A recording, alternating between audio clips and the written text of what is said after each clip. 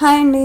ఈరోజు వెజ్ కర్రీలోకి non veg కర్రీలోకి కామన్గా యూజ్ అయ్యే అల్లం వెల్లుల్లి పేస్ట్ ఎలా చేయాలో చూసేద్దాం. చాలా ఈజీ ప్రాసెస్ అండి, ఎవరైనా చేసేయగలరు.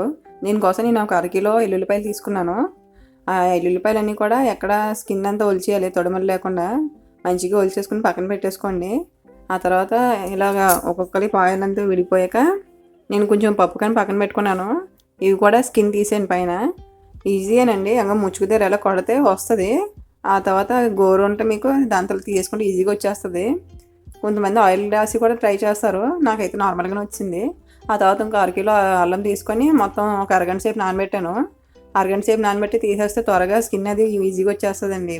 ఆ తర్వాత చిన్న చిన్న ముక్కలు కోసేసుకోవాలి.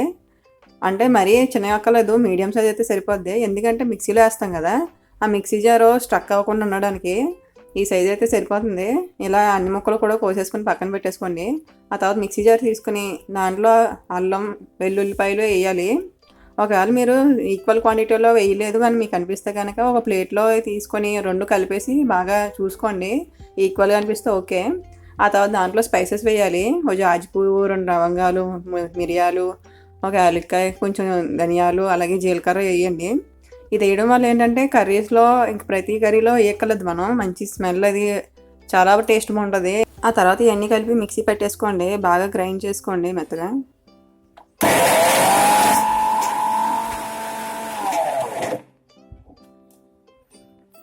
మధ్య మధ్యలో చూసుకుంటూ ఉండండి, 2-3 సార్లు తిప్పితే బాగా పేస్ట్ అవుతుంది. అవసరమైతే కొంచెం వాటర్ కూడా వేసుకోండి. ఈ కన్సిస్టెన్సీ వచ్చేసరికి దించేసుకోండి బాగా మీరు. ఆ తర్వాత నేను ఎప్పుడు గ్లాస్ జార్ యూజ్ చేస్తాను అల్లం వెల్లుల్లి పేస్ట్కి. మీరు ఏదైనా యూజ్ చేయొచ్చు, ప్లాస్టిక్ కానీ ఏదైనా. ఆ తర్వాత డబ్బాలో తీసేసుకొని ఇంకా ఫ్రిడ్జ్లో పెట్టేసుకోవడమే. ఏ కర్రీలో అయినా ఇవి వాడుకోవచ్చు. ఇది మీరు కూడా తప్పకుండా ట్రై చేయండి. Thank you for watching. Bye.